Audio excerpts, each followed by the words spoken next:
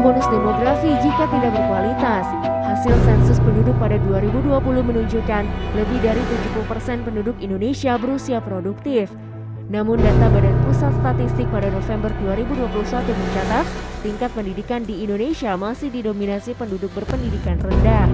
Ada beragam faktor yang menyebabkan anak-anak di Indonesia tak memiliki pendidikan yang baik, antara lain rendahnya kualitas pendidikan di tanah air.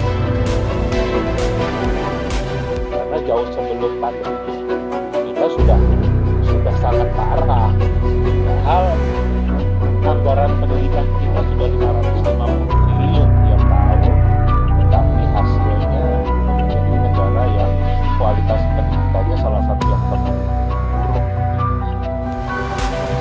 Berdasarkan tes PISA yang diselenggarakan oleh Organisasi untuk Kerjasama Ekonomi dan Pembangunan atau OECD pada 2018, keterampilan membaca, matematika, dan sains anak berusia 15 tahun di Indonesia masih di bawah rata-rata atau tertinggal 2,5 tahun dibanding anak-anak seumur dari negara OECD lain. Bahkan sejak 2000, hasil tes PISA Indonesia menunjukkan keterampilan membaca, menghitung, dan sains yang cenderung stagnan. Pemerintah mengakui walau partisipasi sekolah meningkat, anak-anak belum mendapat pengalaman belajar yang berkualitas.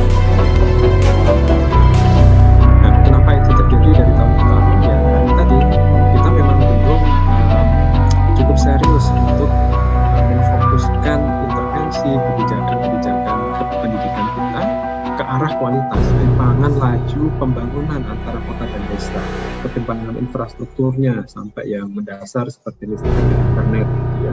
Ini bukan porsi saya untuk menjabarkan akar masalah sosial ekonominya, tapi itu jelas berdampak pada pendidikan.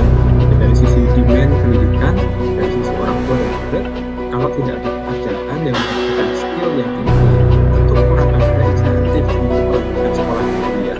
Lebih baik langsung kerja, dapat uang, gitu ya. Nah, Sejumlah pakar pendidikan khawatir akan terjadinya bencana demografi jika kualitas pendidikan di Indonesia tidak diperbaiki. Data Bank Dunia pada 2020 menyebut Indeks Pembangunan Manusia Indonesia merosot ke peringkat ke-96 dari peringkat ke-87 pada 2018.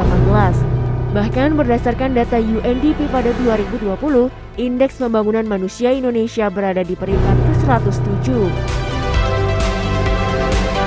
Undang-undang Cipta Kerja ini di satu sisi, dari sisi investasi, logikanya akan banyak perusahaan asing berinvestasi ke Indonesia, dan karena mereka investasi di Indonesia, mereka akan butuh pegawai, kan begitu. Tapi sekarang kalau ternyata SDM Indonesia baca saja nggak bisa, apakah perusahaan asing itu akan merekrut SDM itu? Untuk memperbaiki kualitas pendidikan, pemerintah menyatakan akan mengubah pola penilaian di tingkat daerah dan mengubah kurikulum menjadi kurikulum merdeka. Itu kita perlu memperhatikan dari berbagai aspek, dari sisi infrastruktur, dari sisi dukungan kepada guru dan orang tua, dari sisi pembiayaan bidang pendidikan, investasi yang kita alokasikan ke mendukung dari sisi kurikulum. Misalnya kalau tadi kita bicara bagaimana kita bisa memberikan pendidikan sesuai dengan kebutuhan belajar anak, maka kurikulum yang memerdekakan gitu ya, yang bisa memungkinkan guru untuk memberikan pendidikan sesuai dengan kebutuhan belajar siswa, itu juga penting. Undang-Undang Pendidikan Nomor 20 Tahun 2003 menyatakan pemerintah dan pemerintah daerah wajib memberikan layanan dan kemudahan serta menjamin terselenggaranya pendidikan bermutu bagi setiap warga negara tanpa diskriminasi.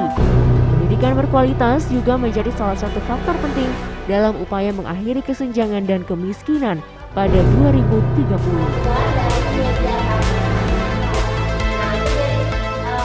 Mumtazah Catra Diningrat, Jakarta.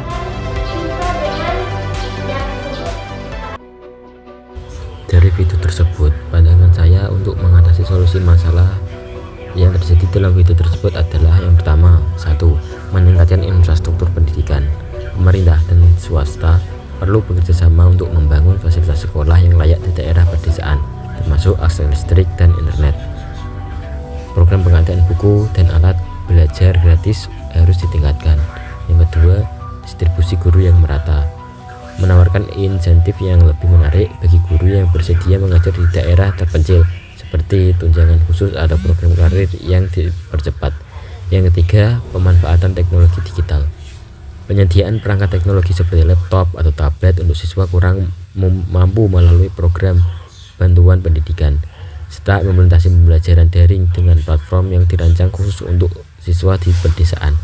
Yang keempat, melibatkan masyarakat dan swasta, mendorong perusahaan swasta untuk berinvestasi dalam pendidikan melalui program tanggung jawab sosial. Yang kelima, pendekatan berbasis komunitas, membuka pusat kegiatan belajar masyarakat di daerah terpencil sebagai alternatif pembelajaran, serta membentuk komunitas belajar lokal yang melibatkan guru, siswa, dan orang tua untuk meningkatkan mutu pendidikan secara kolektif.